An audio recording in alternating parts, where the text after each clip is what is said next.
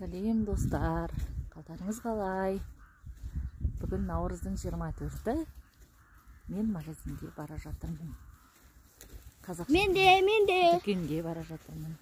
Ұлым екеуміз дүкенге бара жатырмыз. 2000 теңгеге 4 адамға тамақ алуым керек. Ол тамақ, қандай тамақ екені? Кәдімгі пісіріп жейтін тамақ болуы мүмкін. Немесе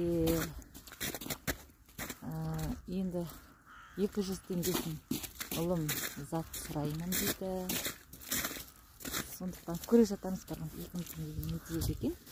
Сіздер де комментарийға пікірге жаза кетіңіздер. 2000 теңгеге қандай заттар алуға болады? Бір күндік қандай тамақтар ішуге болады? Насінде Жарайды енді.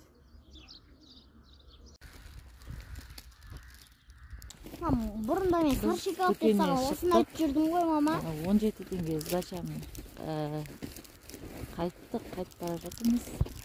2 килограмм рожки алдым, 1 килограмм картоп алдым, 1 килограмм ұн алдым.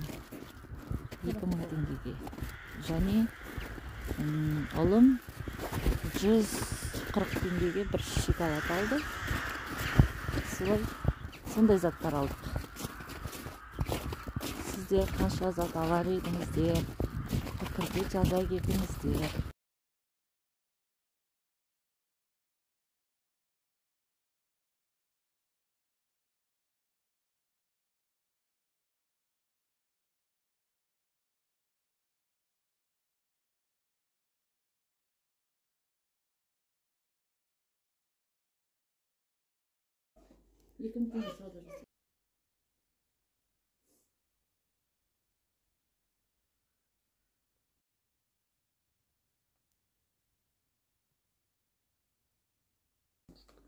Мінекей мен бағанағы 1 килограмм ұнымнан 4 лепешки пісіріп алдым.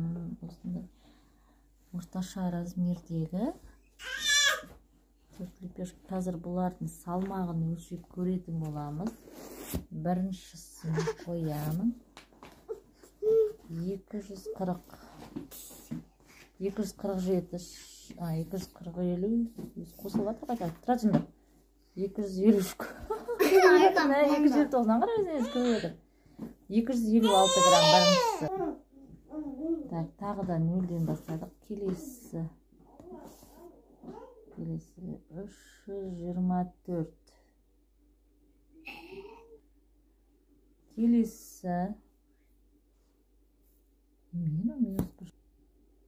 Келесін тағы 0-ден бастаймыз. Қойдым.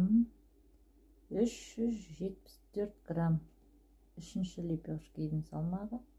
Келесі тағы 0-ден бастаймыз. 200